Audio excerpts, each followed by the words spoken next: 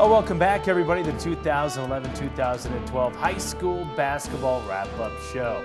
As you can see, it's time for our CET Roundtable. It's a little something we like to do each and every year to kind of culminate that season. Brian Roth back with you, along with Marty Cesario and Cory Lopez here on the set. Of course, we're going to talk a lot of 4A and 5A basketball, but first, touch a little bit on some of the smaller schools. And first things first, congratulations to Dick Cotty and those Denver Christian Crusaders. How about Dick retiring after all these years, the state leaders and career wins, and his basketball team caps off an undefeated season and another state championship. Anybody that's come across Dick knows he's one of the all-time best. So congratulations to Coach Dick Cotty and the Denver Christian Crusaders. Cory, I know you had an opportunity to watch a lot of the 3A basketball, and how about Faith Christian? They continue their dominance. They get both the 3A boys and girls state championships. Yeah, when the brackets came out beforehand, the 32-team bracket on the girls' side of things, the girls were 9th seeded. They reseeded on Thursday. They were 8th.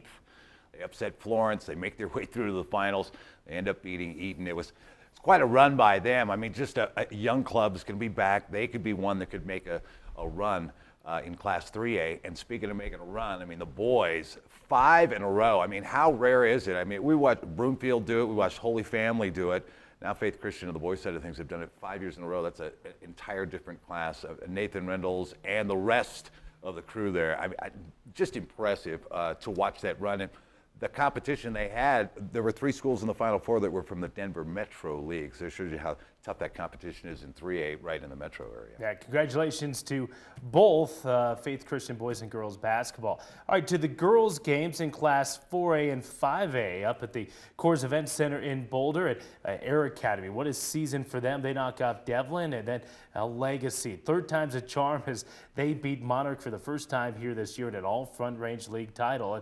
And boy, you know, you start with that Air Academy game. Boy, they led start to finish, and that's a very good Devlin team that they dominated. Yeah, and it's kind of exciting. You know, we don't cross paths with the Air Academy community as much, but Devlin, all 3 of us, have spent a lot of time, you know, at that gym, the Jaguars Den, and it's kind of nice that Chris Olson, who's certainly a very passionate coach, totally invested in making his girls not only great athletes, but great people, to finally get through and not only make the Final Four, but make the title game.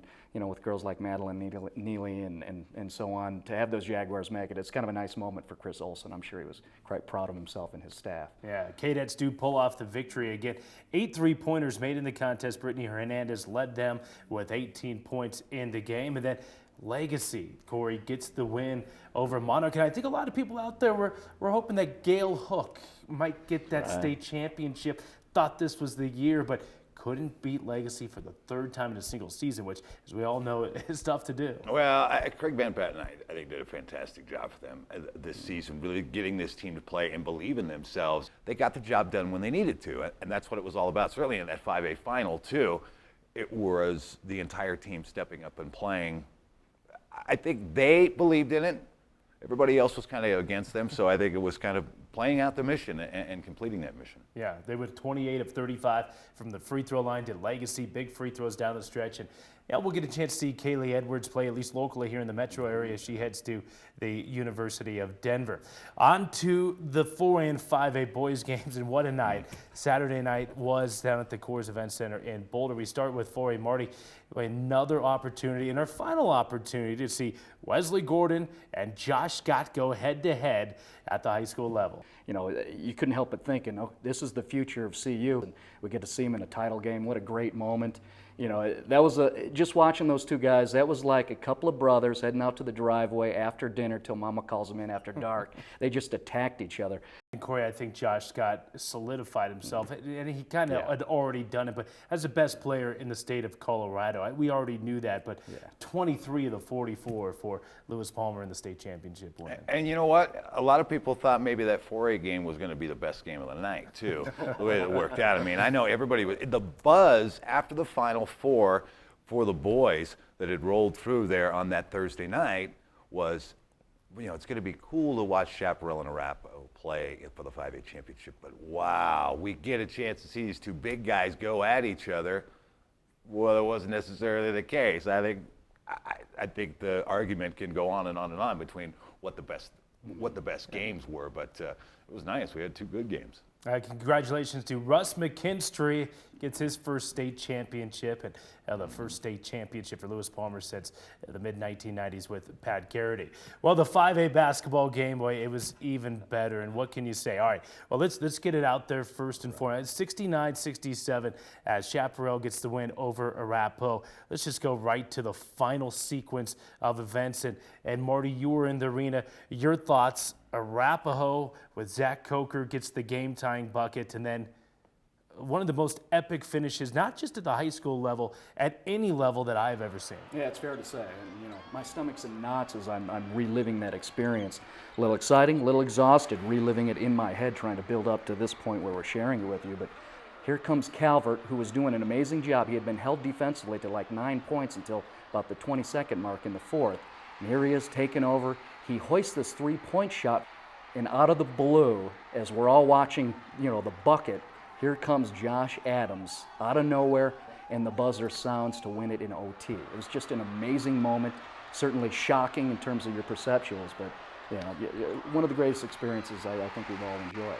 I think to show you how big it was, it is trending after the state championship game on MSN, Yahoo Sports, nationally, worldwide. It was such a phenomenal tip-in, and we know what kind of athlete he is. We've seen him up close, and I think everybody else, at least for the University of Wyoming and the Mountain West, are going to get a chance to see just what kind of phenomenal athlete he is for the next 4 or 5 years. Yeah, and we saw Chaparral on CET a couple of times here this year, and we saw some phenomenal dunks.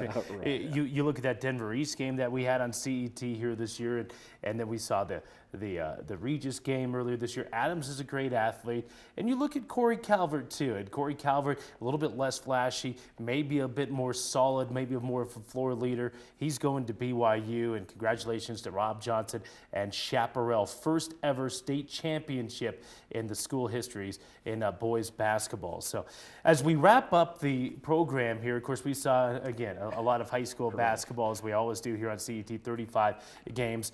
Quickly, final thoughts on the season we just watched, and I'll throw mine out first. What a job that Dan Snyder did at Arapahoe High School, and you touched on that, Marty. They didn't return a single starter from last season. They lose their best player midway through the playoffs, and yet they find themselves in the championship game.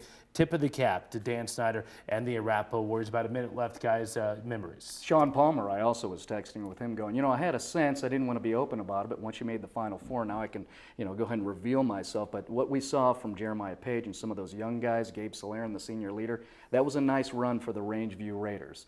Also, I like that moment for Poudre High School. Team comes down against the three-time defending champions in Regis's gym and knocks them off. That must have been just a beautiful moment for the Poudre Impalas and the whole community. Well, it touches on a little bit of what I thought about it, and I got a chance to experience it. Obviously following 4A and 5A as we do right here, I got a chance to watch a little bit of the 3A, how wide open the competition was this year. We watched some phenomenal streaks end. Three-time state champions Regis, as Marty talked about, getting knocked off by Poudre.